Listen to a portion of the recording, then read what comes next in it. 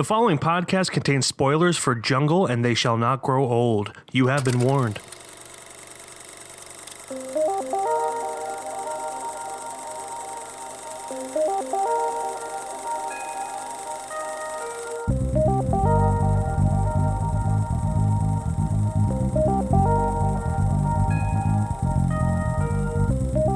Welcome back, everybody, to Keystone Film Review, the podcast where we talk about our bodies, sexual intentions, and mostly movies.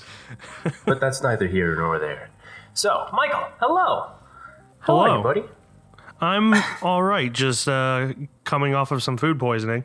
Oh, no? Is that what's going down this weekend? Yeah, my weekend's been pretty great. I had a bad day at work on Friday, and then I came home and just got deathly ill. That sucks, man. I'm sorry. Yeah, it's all right. Luckily, it's not. It was just like a 24-hour thing. Phew. But what about you? Living the dream here. I'm living the dream. I'm eating some tea, some earth drink. Mm-hmm. What? Some water. Nothing's changed. I'm the same old, same old. Have you seen any movies this week? I've seen our picks. That is about it. I wanted to see Shin Godzilla. I was hoping to see that. Oh, yeah. Amazon's got that for rent for like $6. And I was like, my old cheap bones couldn't do it. Even I haven't seen that many movies this week. The only thing I really saw was called The Death of Stalin, directed by Armando Iannucci, who most people probably know from Veep. The HBO TV show. Yeah. And it's starring a whole bunch of people. You got Jeffrey Tambor, Steve Buscemi, Michael Palin, just a whole bunch of people playing communist Russians, and it was actually quite funny and dark and funny dark and stuff like that. That's cool. But yeah, that's all I saw. So quick intro. So let's get into it, shall we? We'll start with my movie from last week, which was called Jungle. I was desperate to escape the well-worn path. Work, marriage, kids. Not me. I wanted to experience the extraordinary, which is why I ended up in the jungle. This is my friend, Joseph Ginsburg. Good to meet you. Good to meet you, too. I told my parents I'd be back in a year, but I don't think I'm ever going back. There's nothing like the jungle at night. Insects, birds, it's like they're screaming at you. And then suddenly, it's just you and whatever you came looking for. You want to be like every other tourist? Anybody can go to Machu Picchu. But the jungle, this guy can take us there. How do you know that Carl is telling the truth? That's why you're here. The hidden world. Perfectly balanced. The problem is us with the cancer. Starring Daniel Radcliffe, a group of friends join a guide for a trek into the Bolivian jungle searching for an Indian village. The men soon realize that the jungle is a difficult place to be. Yeah. It's directed by Greg McLean, written by Justin Monjo, based on the book by Yossi Ginsburg, who Daniel Radcliffe plays Yossi Ginsburg. So this is based on a true story. Other than Daniel Radcliffe, we have Luis Jose Lopez. Well, hold on. Let me get into that. That guy's not one of the main guys. I was going to say, it's Tico. Yeah. Although he was a pretty big guy. Where's Kevin on this list? Kevin does not get top billing at all. He gets the rest of the cast listed alphabetically. Where's the guy from Chronicle? So we have Joel Jackson, Thomas Kretschmann, and Alex Russell. So that's Jungle. It is Jungle. What did you think of it, Glenjamin?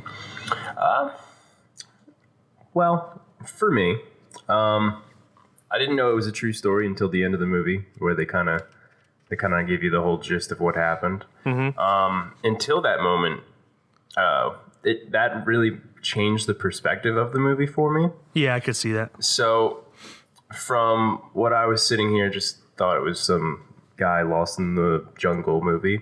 And then it turns out to be a real movie. It kind of changes your perspective on it totally. Because until that moment, to me, it was kind of just, it wasn't boring, but it wasn't exactly the greatest thing. But that's mainly because my dad basically grew me up on watching shows like Man vs. Wild or Dual Survival. So like everything this guy's doing in this movie, I'm like, oh man, you gotta stick to the facts, man. You gotta know, brother. You gotta do this, and you gotta do these things instead of those things, and Yeah.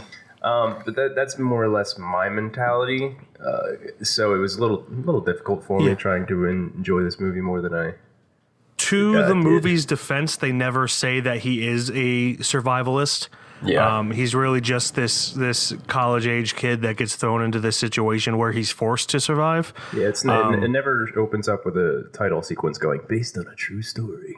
Yeah, and it's I mean, even in the actual guy Joseph Ginsburg, he was just this guy that was kind of going on a journey to find himself. You know, that cliche. But I mean, it's a cliche that actually does happen. So it's not like that's why the whole thing kind of changes your perspective. You're like, oh, well, it's real. Yeah. Otherwise, it'd kind of be like an eye roll kind of thing. Yeah. But they go into the jungle, the Bolivian jungle, to find themselves and essentially get sold on the idea that they need to go on a rough camping journey trek through the jungle with this German explorer to find some gold. Yeah, which you later find out he was a kind of a con man and did that to multiple people. And it's my whole problem with these kinds of movies. The whole white guy in a jungle, more or less. They can be done really well, and in different ways. Like the Werner Herzog movie, Aguirre, Wrath of God, and then there's also that movie I've told you about multiple times, Embrace of the Serpent, where it's really compelling and complex, and not just this guy trying to survive, and also just a dumb white guy trying to survive in a place he has really no business being in. Yeah. Not to say that he shouldn't have done it, but it's just one of those things where it's just in today's world, and with how the view of people, specifically white people, just going around acting like they own the place, it kind of just in a way felt like that. I know that it probably wasn't that way in real life, but it did kind of feel like that in the movie, where it's just like, oh yeah, this is our world. We need to, explore it as much as we can. And because of that, also Daniel Radcliffe's character, I don't think he was actually white. He was like Iranian. Yeah, I mean, Yossi Ginsburg, I think he's Israeli. Yeah, not to be a dick, I just don't remember which. But because of this, another thing that happens in a lot of these movies, and some less than others, even with Aguirre, Wrath of God, he's Israeli. The natives of the country just kind of become scenery. They don't become actual people. They're just like a setting. And most movies with it, where it's like Europeans or Americans wandering through a jungle, they do that, where it's just, these native people are just scenery. But Embrace of the Serpent actually has a very compelling character development for the main native person in that movie. So having seen Embrace of the Serpent, this just seems like a very lackadaisical attempt at that same kind of movie. Yeah. And again, like growing up on Man vs. Wild and stuff, I'm trying to be like, oh, stop doing that. Like, always, if you're ever lost in the jungle and you have a tour guide with you, stick with the tour guide. Yeah, really. However, this movie, of course, has a little turn where the tour guide happens to be this con man, and he takes people into the woods, and then who knows what's happens to them. So there's that. But always stick with your tour guide, man. Yeah, really. Don't just assume. Don't just assume you know where you're going. You're in a freaking jungle. And that's everything. I was like, oh, come on, don't leave. It's so stupid. What are you doing? And then at one point, like, he leaves the river, and I'm like, well, he's dead. Yeah, really. Like, he's dead. So essentially the two main guys kind of separate from the third guy and the tour guide. And I mean, in a way, it was kind of good because as they reveal at the end credits that Marcus, who is the third guy, and the tour guide were never found. Yeah. So they probably died. But they separate, and they're trying to go down river on this like little handmade raft, little shanty raft. And go through rapids, and then they get separated because they crash the raft, and Daniel Radcliffe's character gets pulled down river even further. And yeah, he leaves the river. Like the last place you were known to be was the river. Why would you leave the river? Well, even before that, like another thing, like he decides to climb up this rock wall with wet boots and just like straight came out of the river, and he's climbing this rock wall. I'm like, that's dumb. That's real dumb. You're gonna die faster right there than you are leaving the river. And but I'll try not to go into like every detail of where he fucked up in the movie. But that was a huge one. I'm like, you're climbing a rock jagged wall. I mean, he did it, granted, but he did it like soaking wet, which is a horrible thing to do. I was like, don't do it, please. Yeah, it's just, and I mean, again, they never tried to say that he is a smart, at least survival wise, he's not a smart person. So it's not like just massive plot points of why would the survivalist be doing this. But another thing that kind of bothered me about this is it's a movie supposed to take place in the 80s. And it looks like it could be modern day. Oh, like absolutely. there's nothing about anyone's clothes or hair that say the 80s. And I mean, I've seen better, period dressing and hairstyling in drunk history reenactments than I have in this movie. Yeah, I guess the only thing they really didn't do is they weren't on like phones or anything like that. So yeah.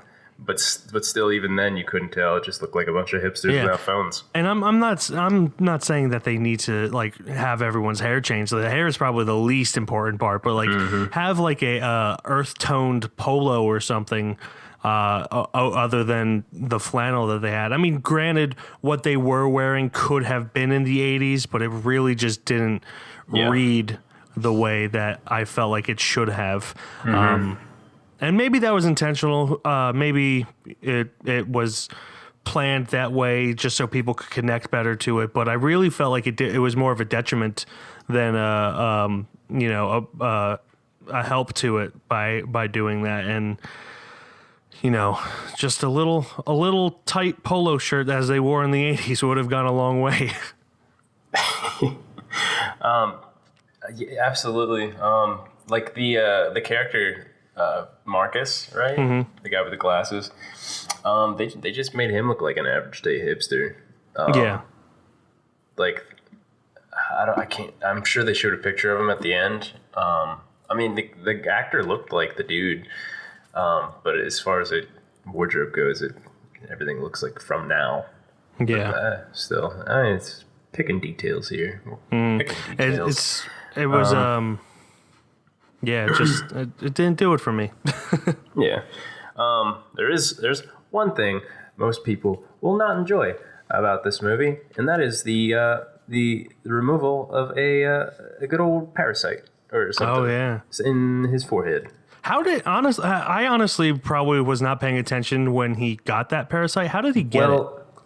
It never really showed how he got it, but at one point he does kind of crack his head in the riverbed. Yeah, when he's getting tumbled down river. And also another thing, instead of just going up river to try to find Kevin, right?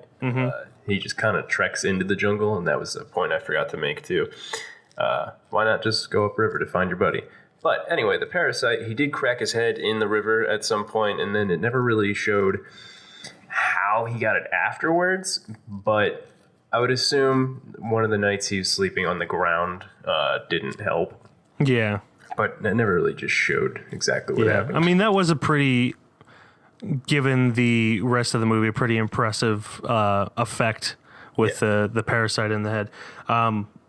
It's real gross. So that's what I'm warning people. It's real gross. I think a lot of my problem with this is the character development for Daniel Radcliffe's character was mostly done through like flashbacks and dream sequences and whatnot, and those montages were kind of awkward.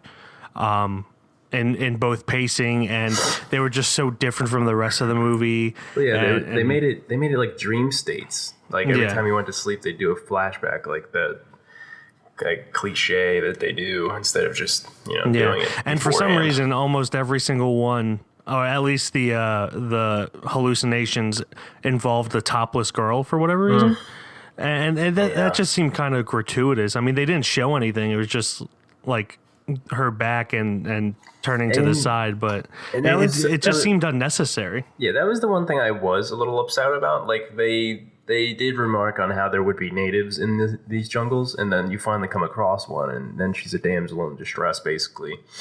But I mean, then she's also a hallucination. Then she's a hallucination. Yeah. It would have been nice to actually see natives. I don't know if they actually did, but they kind of just throw it as a hallucination, as in instead of like him coming across more than just a person and him trying to save that one person while trying to save himself. It would have been cool to see him hallucinating like a group of people thinking he was saved or something like that. Yeah. And the whole movie, especially the beginning, like actually more so the beginning of the film before they actually get into the jungle with the tour guide and then get separated subsequently. It seemed somehow rushed, but also slow. Yeah. Like it felt like there was a lot of pieces missing, but also took way too much time to get there. I don't know how that happened. But it was just something that kind of caught me off guard. It's just, it didn't feel right pacing wise. And then once he, got separated, it did kind of pick up, with the exception of the awkward flashbacks, the pacing was pretty good. But that was more so just because they were so different from the rest of the movie that it just seemed jarring. Almost like you were watching a different movie. The one thing I can say about this movie that I did enjoy, basically any movie this guy does, Daniel Radcliffe, phenomenal actor, especially physically wise. He lost a lot of weight for this movie. It looks like dude's physical performances are always fantastic, no matter really what movie he's in. Granted, I never watched all the Harry Potters, so I can't tell you about his physical performance other than Expelliarmus. But yeah, he's great.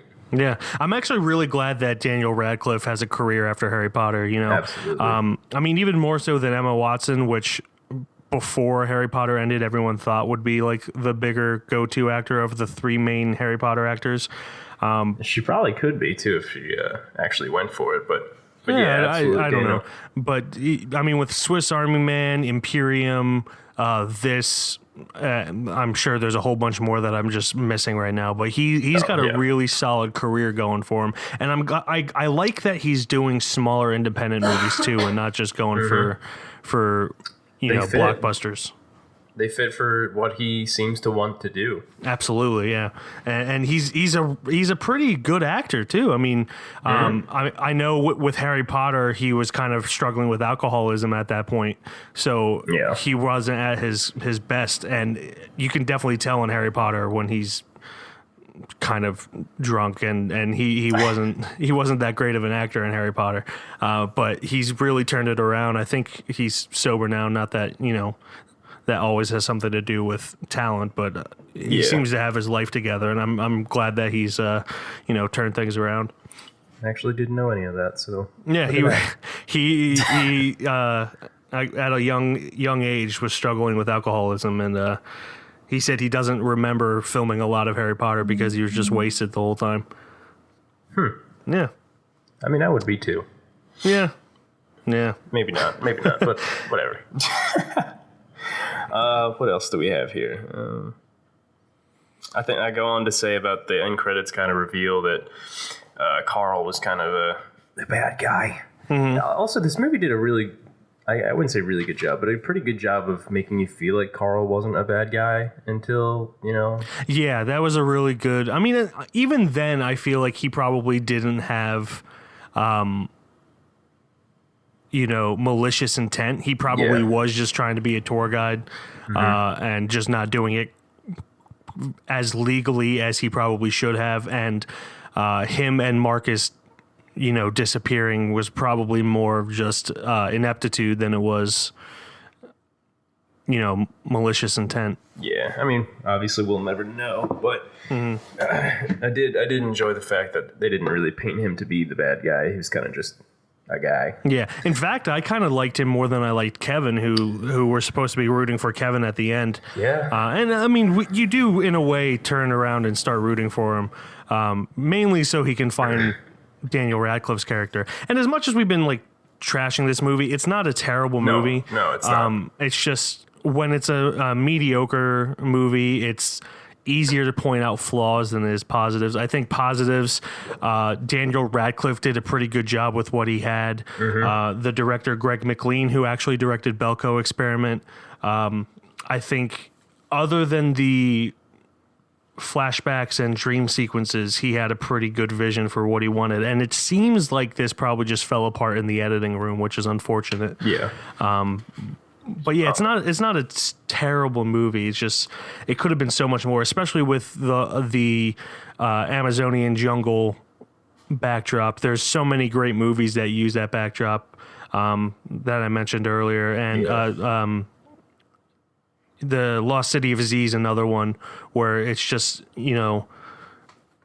extremely compelling and keeps you interested the whole time. And this just seemed like it was trying.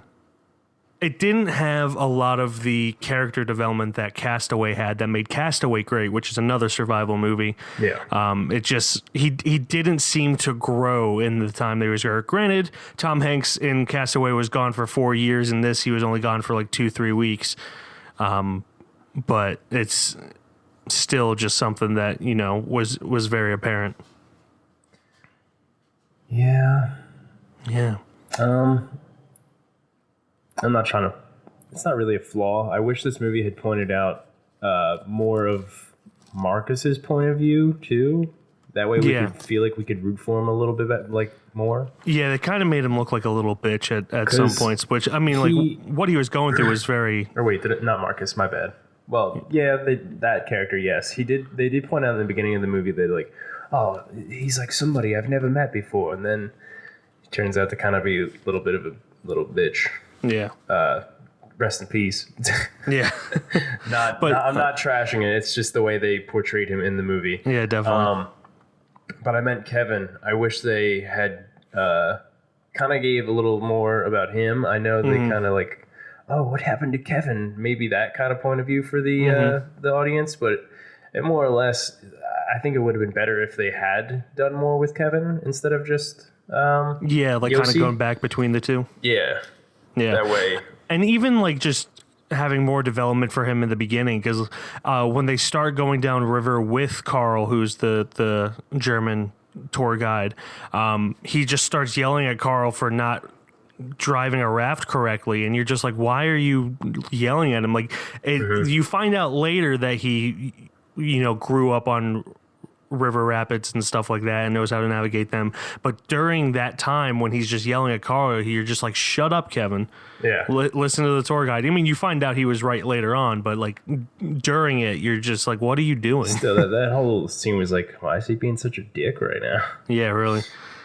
He even said like, let's not go on the river, but when like they were on the river, he was yelling at him, even though like he had told him, hey, I don't want to be on the river. Yeah, like that just makes you to be an asshole. Yeah, it's all the way the movie portrayed it. I'm sure it wasn't exactly the way it actually was in real life, but again, I don't want to make it seem like I'm tearing the movie apart. It was overall, it was an okay movie. But I mean, could have done better. Yeah, a little bit. Carl, what are you doing? The only guy who knows where we are and what we're going to do, and he just walked away. Carl! Stop! Follow the river!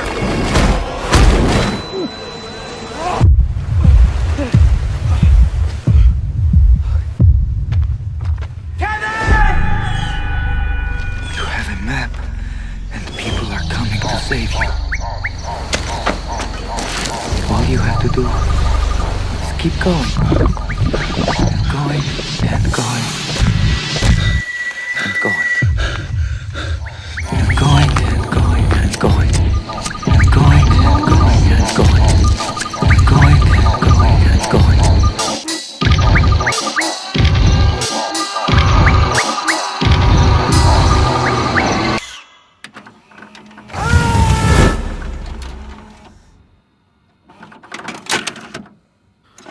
Well, shall we move on?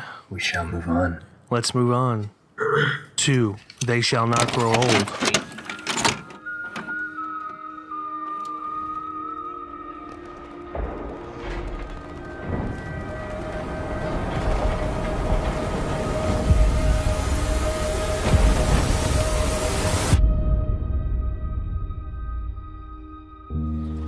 I was 16 years old, and my father allowed me to go.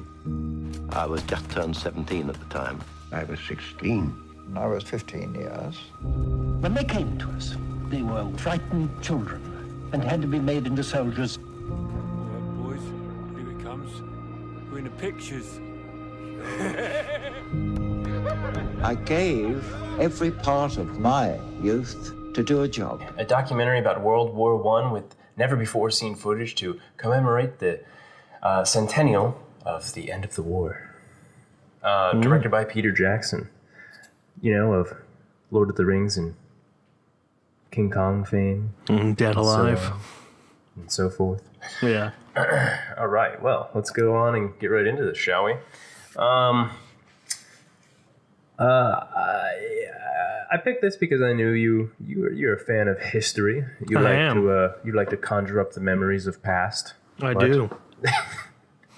I was actually really excited to see this because you probably know, but some of our listeners may not know. I worked on a documentary with World War II archive footage that is playing at the Memorial de Caen in Caen, France. That's C-A-E-N, not C-A-N-N-E-S.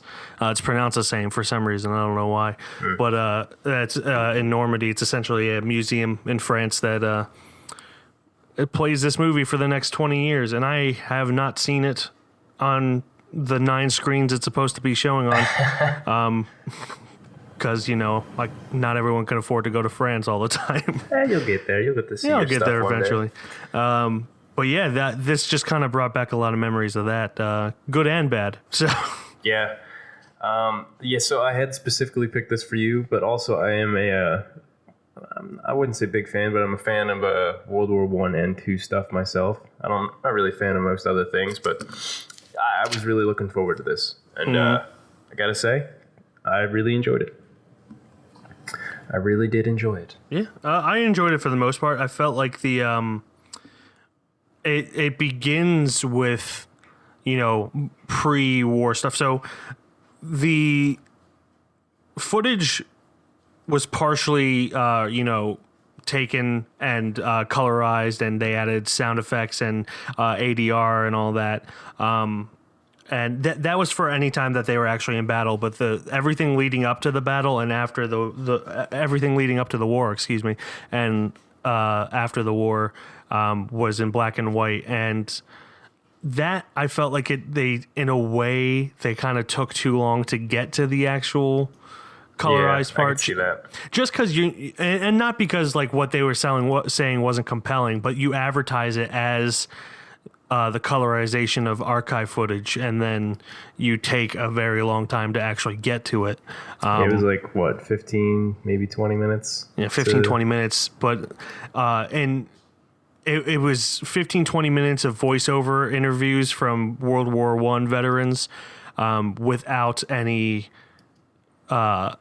music or anything. So it just felt very long. Yeah. And then it got more produced after it, they went to war and it became colorized and had the sound effects. And even if they just added like music behind it in the beginning 20 so minutes, I feel like that would have added to it. But it just was very silent and felt more like a high school documentary than anything at that point. No, I could definitely see that. Where I thought that actually worked was it was nice to see that it was black and white when they were like kind of doing everyday things and like leading up to the actual war, and then once they actually got to the war, that's when it all turned into colorization. And I thought that was very awesome to do, because I guess it kind of made real life kind of seem bland, and then once they actually got to the war, everything kind of highlighted into all these events and stuff like that. And then they did the same thing at the end of the movie, where once they got back to real life, everything went to black and white, and nobody seemed to be able to get jobs and stuff like that, and it just seemed very, once again, mundane. So I thought it worked well. I could definitely see the pacing being a little saddening for that. Mm-hmm. But I really enjoyed that. But also the music, that would have probably been nice. Peter Jackson explained why he didn't do that, but it probably would have been good to put something at least into it. And I think you were saying it was in your screening as well. In my screening, they showed like a 30-minute behind the scenes documentary afterwards, and they showed a lot about how they cleaned up the footage, and I thought that was really interesting. It's in that documentary, he was talking about how they got the sounds for a lot of the stuff, and Peter Jackson, kind of being the smart ass he is, he was talking about how they got the sounds for the World War I cannons, and he was like, "I've got my collection of World War I artillery as you do." And that was so funny. Yeah, we both laughed at that too. That was really funny. And it's I feel like he did a really good job of kind of, putting emotion into this and using interviews, because the interviews he had were taken maybe 50, 60 years later for the individuals that they were interviewed. It was a range, because you could tell in the quality of the sound which ones were older and whatnot. But especially in the explanation of the actual battle in no man's land and running into the Germans and barbed wire and just seeing your friends mowed down, that entire sequence was extremely powerful. They used silence, and one thing that they talked about showing in the behind the scenes documentary is when they were talking about people dying, they would show footage that you saw earlier of people like having a good time, and then cut to a dead body to show that like some of those people died, and because they had shown those faces earlier, and I felt this worked well. Peter Jackson said they did that so it felt like you knew them, and that was really impactful in my opinion. At first, I didn't like that, and then once he explained it after the end, I was like, okay, I get that now. Okay, I like that now. I mean, I kind of I had an idea what he was going for. Yeah. To me, I was like, are they really? Like at the moment, I was like, are they really just using old footage again and not completely thinking about it until he explained it? I'm like, oh, okay. Yeah, I could see that. Like, if you're not thinking about that, for me, I was watching this with a editor's eye, just trying to think of like what an editor would be thinking. So I was kind of like looking out for symbolism like that. It kind of, I don't know. It's whenever they show archive footage of dead bodies in anything, it always kind of feels like a little gratuitous to me. Real dead bodies, not like, if it's for a movie or whatever, but like, I don't know, it seems so unnecessary, and somewhat disrespectful. And I know he wasn't trying to be disrespectful, and no one's trying to be disrespectful when they do that. But in my personal opinion, I like in a movie I would never do that, just because I don't want to say I would never do it. I would I would try to show like just the feet down or whatever or what have you, but like I would do everything I could to not show the faces. I think that as much as it like is disrespectful, I'm not going to sit here and say they signed up for it, but I think it works just to show you the power and what happens of war. Yeah, in that sense, it's good. But I will say, and of course back then there was no possible real way they could have done it, but if they would have been like showing the name of the soldier and kind of like giving him his respects for it. Yeah. Obviously they're like, hey, here's Private Adams or something like this.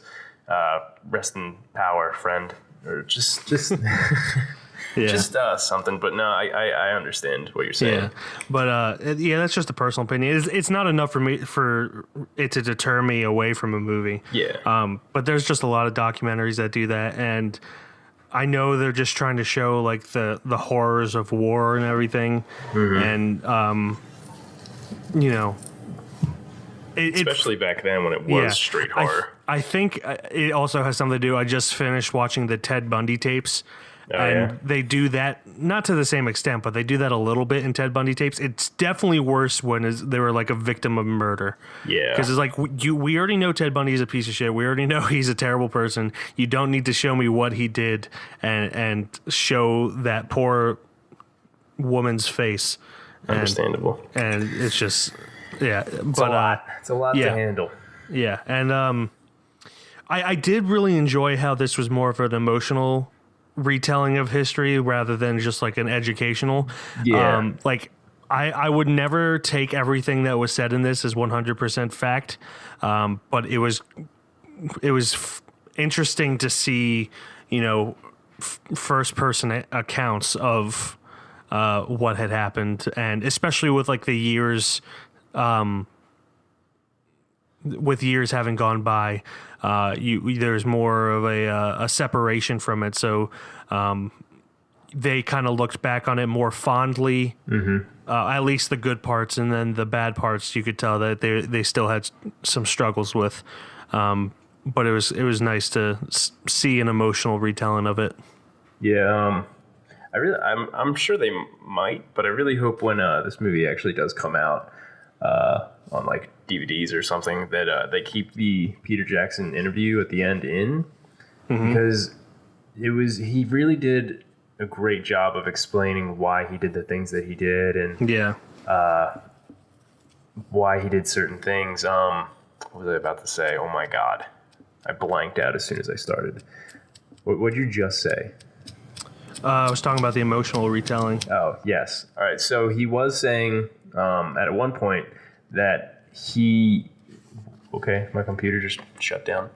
There we go. We still alive? Yeah, I can still hear you. Whoa. Okay. Anyway, what is happening to me? I don't know. Anyway, what he was saying, he wanted this to be done through not a historian's eyes and like you telling all the facts. He wanted this to be somebody who really enjoyed the history of it and really just wanted to tell his not version, but like his passion of it. Yeah. That went way longer than I wanted it to. It's all right. When I was watching this, I was thinking a lot about the Vietnam War. As you may know, the Vietnam War was the first war to really be televised in newsreels, just because the technology was advanced enough then. And because of that, people saw, you know, all the terrible things that soldiers were doing on orders, and there's controversy around that.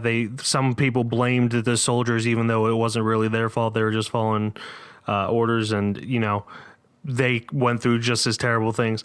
But back in World War I and World War II and stuff like that, they had sketchings, and like you could just tell how much propaganda all the sketchings were, and it was just, it glorified everything and demonized the Germans, who comparatively to World War II were not as bad in World War I. And it just, I found a lot of, even though it was for, you know, the the side of the Allies, which was the American side, it just kind of felt disgusting seeing all the propaganda and just seeing. I'm kind of glad that we live in a time that's more aware of that now than it was then, just so we can, see propaganda and just be, oh yeah, that's propaganda. That's Can you imagine the Civil War then? Oh, it's probably terrible. Absolutely terrible. Yeah. But yeah, the people are jerks. That's all I gotta say. When they come to drawing things, people are jerks. Yeah, they are. Man, I love the part they were talking about and again, it was in Peter Jackson's behind the scenes interview thing. They were talking about how you could see people learning what a video camera was in real time. They would pose for it like it was a camera, like a photo camera, and then just like oh, I need to do something. Awkwardly. Yeah. I thought that was that was kind of fun to watch. You could tell when that was happening. In the more depressing parts of that, there's one scene in particular where there's just people walking along the I don't know, they're just walking, a bunch of British soldiers, and there's this like young kid, probably couldn't be more than like 18, 19, and he just looks so shell-shocked. And he might not have been, but just like he looked like it. He might have just been like really tired and confused. They weren't walking in a trench or anything. It was like they were just walking, and you come across all this just battered wasteland, and then there's like broken up trees, and then this kid's just staring at this camera for more than 2 minutes straight. It's like he's just focused on this camera, and it's really kind of heartbreaking because you're just like, I could only imagine what was going through his mind, but like that was kind of haunting to me, just seeing him walking, and like no one else is really focused. I mean, they'll glance at the camera, but no one's really focusing on the camera except for him, and that was just really, it got to me. there was only one other instance where I felt like, I mean, obviously you feel super bad for all these dudes because most of them, they didn't survive. And it was towards the end of the movie where it's just a group of people kind of just sitting down, and then they use the shot a lot towards the end, and there's just one dude just kind of like staring at the camera, and he just Peter Jackson was saying like it was the footage right before they all basically died. It was like after like an hour, all those dudes were pretty much dead. Oh yeah, and in the I forget what he called it, but it was like the high road, not the high road, it was, trench road or something like that. It was something, but it was, you could like, there's all these people that they know they're about to die. And there's just one dude specifically who's just basically accepting it. He doesn't look great. He's like terrified, and that was really. It really impacts. This movie's really good at impacting you. Yeah. Or documentary. And he said it was like the last 30 minutes of their life. That was. That's crazy to think about. Yeah, it really is. Can I just say it's really hard writing notes in the dark? I didn't write notes until I got home, which wasn't a good idea. But because it basically, I just wrote down all the things that I was like, yeah, this was really good. This was really good. This was really good. This was really good. I mean, the one thing I can say is that it's really hard to take a bunch of archive footage that may or may not be related and then edit it in a way where it feels related. And I think Peter Jackson and his crew did a really good job at that, at compiling all this footage into a compelling story. And the only real thing I kind of wish they would have done is like showed kind of like what their goal was in the trenches. Like we knew what they were doing in the trenches. We knew that they were in France, but it would have been kind of nice to see what was happening like on the other side of it too. Obviously they couldn't do that with the archive footage because who's going to go over there and like footage that? I mean, the Germans, I don't know if they did for them, but there's a bunch of archive footage for Germans in World War II. Yeah, I mean, it would have been nice, like, what they were doing there and what they were trying to do, unless I'm just being stupid. Unless like it slipped my mind, you know. Yeah, I couldn't tell you. I mean, whatever. Yeah. I mean, obviously we knew what the ultimate goal was now, but if you're watching it, you kind of wanted to know what they were there for. What the Germans were there for, or the British people? No, both of them. What were they firing back and forth for like years? Yeah. Well, I mean, I don't know. Again, I might just be stupid. It started with the assassination of Franz Ferdinand, if that's what you're talking about, and then was kind of part of a revolutionary thing. England backed Serbia, who the Serbia rebellion or whatever were the ones that assassinated Franz Ferdinand. Other than that, I don't know much about why. But essentially, Germany declared war on England because they were backing Serbia. Okay. I don't know if that answers your question, but listen, I'm kind of being blank right now. I think you and I both are. Well, I did also want to say that I'm glad they did go with the trench soldiers stories, because it's not something I feel like we see or can respect often for what happened and all the crazy things that they had to do to survive, and not only that, but like the conditions that they had to go through that were terrible, absolutely terrible. Yeah, they kind of got overshadowed by World War II. Yeah, which is a shame. And I was thinking how like awesome it would be to see all the other like branches of the military that could have been done. I mean, I would like to see Peter Jackson do that. Yeah, I mean, he talked about doing like the Navy and the submarines, and and he said he had all this footage for the other things, but he wanted to go with the trench soldiers. Yeah, who knows? Maybe he will. I mean, that would be nice, but I mean, I don't know how many 4-year projects he wants to go through. I mean, he has all the footage restored now, so I mean, it could be a lot easier for him. To do so, but if he wants to or not, that's obviously up to him. But I would love to see all the other perspectives as well. Yeah. After I got out of this movie, I was like, well, I want to see some more. Yeah, I just really. want to see some more now.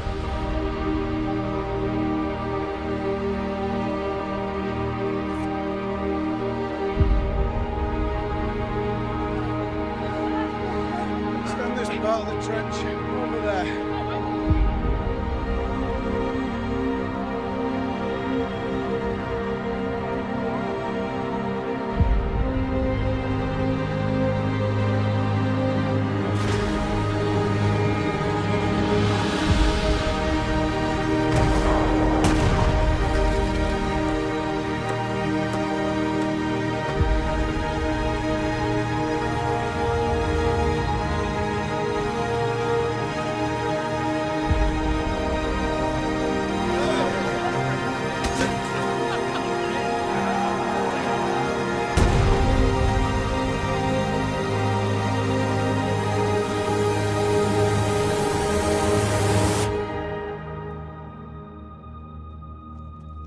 There was a job to be done, and you just got on and did it.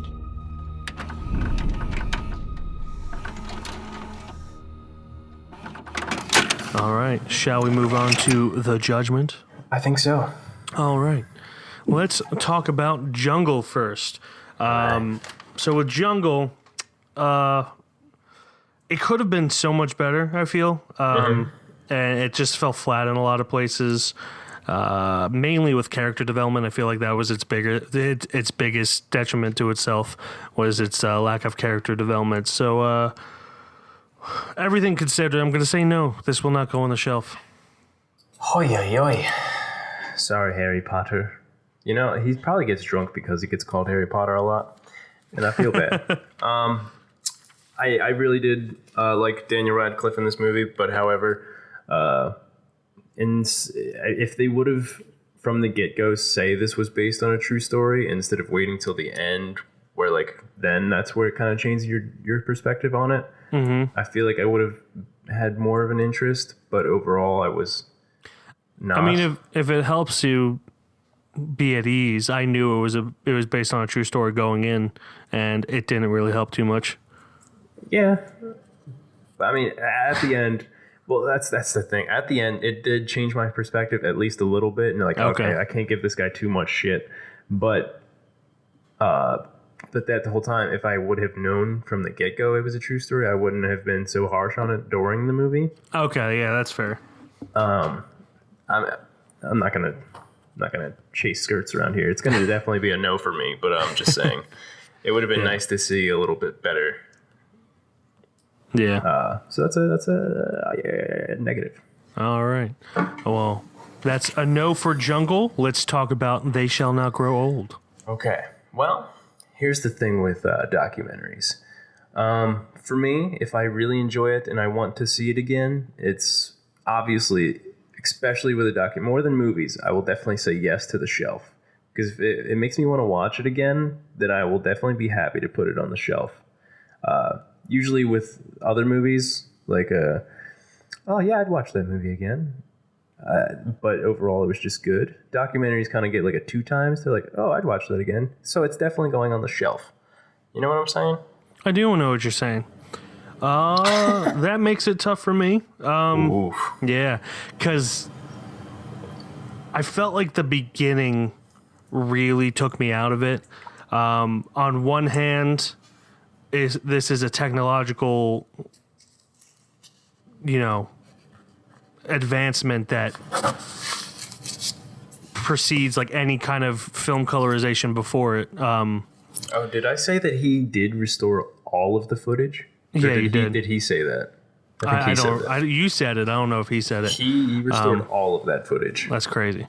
But yeah, I just the overall editing of it for the most part, didn't impress me too much. Especially in the beginning, I found myself kind of fidgeting and not really being interested. And then once it got going, I got into it. But this is a technological achievement and should be regarded as such. You know what? I'll say yes, just because the feat it is. I wish it was edited a little bit better. At least mainly in the beginning. The beginning is really the part that really kind of took me out of it, and I feel like if they just did something to pick up the pace of the beginning, then it'd be better. But understandable. Yeah. I understand where you're coming from. So, Jungle does not make it on. They Shall Not Grow Old does make it onto the Keystone Film Review shelf. Next week, we got 2 more movies. Glenn, what's your movie for next week?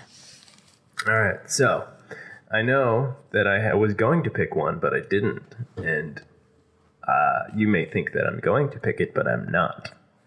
So I'm going to switch it over to something else. It's going to be on Hulu. Or not, Jesus Christ. It's going to be on Amazon Prime. And it's, I believe, an Amazon Prime original. But it's going to be called Don't Worry, He Won't Get Far on Foot. Oh. Directed by Gus Van Sant, starring Joaquin Phoenix, Jonah Hill, and Rooney Mara. I've already seen this. Son of a bitch. No, but I'm excited to watch it again and talk about it. So okay. Far. To be honest, I saw Jack Black was in it, and that's where it got me hooked. You want to talk about what it's about? No. No. Included with your Prime membership. Ooh. On the rocky path to sobriety after a life-changing accident, John Callahan discovers the healing power of art, willing his injured hands into drawing edgy, hilarious, often controversial cartoons, which bring him a national following and a new lease on life. Mm-hmm. Wow. That does sound like the movie I watched. Damn.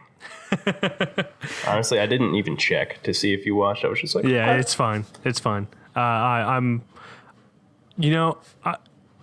say now I enjoyed it. I don't remember how much I enjoyed it though, so we'll see. Maybe having seen it a second time, it'll sway it either way. But my movie.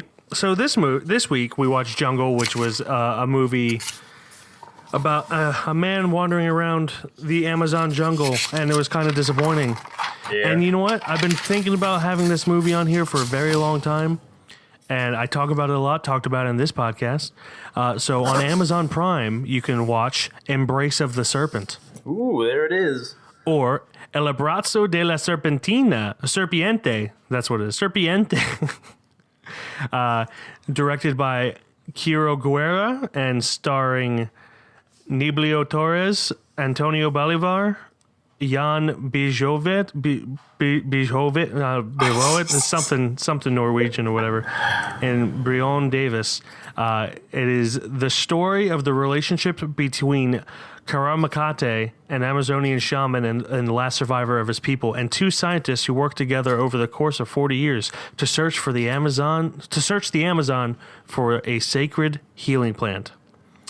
I'm excited for you to watch this. Look at all of these jungle movies. We got Jungle Book, Jungle, Embrace of the Serpent. Yeah. What is happening? I mean, I like movies about exploration and jungles, and mainly two cultures colliding is what I like, which is why I like Embrace of the Serpent. I'm not going to tell you whether or not I believe it should go on, even though people could probably ascertain. But Embrace of the Serpent is my movie. I'm actually excited to see this because we were going to see this way back in the day in theaters. Yeah. So it's nice to finally see that this is gonna. Yeah, I think it got. I guess it came and went before we could actually make time to go see it. Yeah. But anyway, that shall do it for this week. Next week's movies. Don't worry, he won't get far on foot, and Embrace of the Serpent. That's it for now, I guess. This was a terrible outro. Do you have anything to say, Glenn? We're on Facebook and stuff. Oh, yes. You can follow us, as always, on Instagram at Keystone_film_review, Facebook at Keystone Film Review.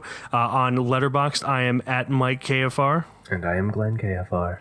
And that shall do it for this week. This was a much better outro. There you go. Goodbye. Bye.